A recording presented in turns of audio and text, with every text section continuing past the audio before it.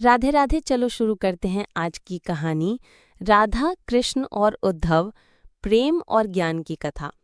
एक बार द्वारिका में भगवान श्री कृष्ण ने उद्धव जी से कहा, उद्धव, ब्रज में मेरे बाल्यकाल के मित्र गोप गोपियां और राधा मुझसे मिलने को व्याकुल हैं। वे मेरे बिना बहुत दुखी हैं। तुम वहां जाओ और उन्हें समझाओ कि मैं अब द्वारिका में हूँ। मेरे लिए सब कुछ सम है। उन्हें ज्ञान दो कि आत्मा अमर है, प्रेम में माया का अंश न हो। उद्धव, जो कि श्री कृष्ण के परम मित्र और एक ज्ञानी पुरुष थे, बड़े गर्व से ब्रज पहुंचे।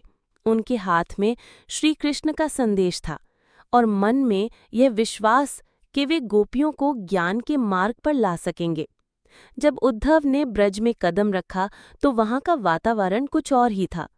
चारों ओर राधा का नाम, श्री कृष्ण की बांसुरी की मधुर यादें और प्रेम की वही निश्चल धारा बह रही थी जो किसी तर्क या ज्ञान से नहीं बंधी थी।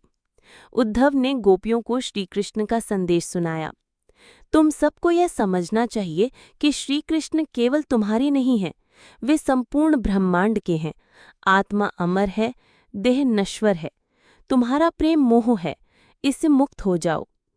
एक गोपी मुस्कुराई और बोली, उद्धव जी, हम तो जानती हैं कि श्री कृष्ण भगवान हैं, परंतु हमारा प्रेम किसी शरीर से नहीं, उस मधुर स्मृति से है जो हर कण में बस गई है। दूसरी गोपी बोली, जब हम दूध दोहते हैं तो बांसुरी की धुन सुनाई देती है। जब हम पानी भरने जाती हैं तो उसकी परछाई तालाब में दिखती है। क्या ये प्रेम आत्मा से कम है? उद्धव चकित रह गए। वे सोच रहे थे कि जिन्हें वे अज्ञानी समझकर ज्ञान देने आए थे, वे तो प्रेम के ऐसे उच्च शिखर पर हैं जहां तक पहुंचना तो दूर, सोचना भी कठिन है।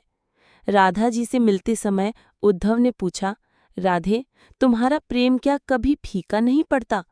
राधा मुस्कुराई और बोली, प्रेम तो वही है जो बिना चाह के हो, जो प्रिय के बिना भी प्रिय का अनुभव कराए। श्री कृष्ण तो हमारे भीतर बसते हैं, उन्हें देखने के लिए आंखें नहीं, हृदय चाहिए। उद्धव की आंखें भर आईं। उन्होंने ब्रज की धूल को माथे से लगाया और कहा, हे कृष्ण, आज मुझे समझ आया कि प्रेम ही सर्वोच्च ज्ञान है। राधा और गोपियां तो तुम्हारे सबसे बड़े योगी हैं। सीख। इस कथा से हमें यह सीखने को मिलता है कि सच्चा प्रेम तर्क से परे होता है। ज्ञान जहाँ बुद्धि की उपज है, वहीं प्रेम आत्मा की पुकार है।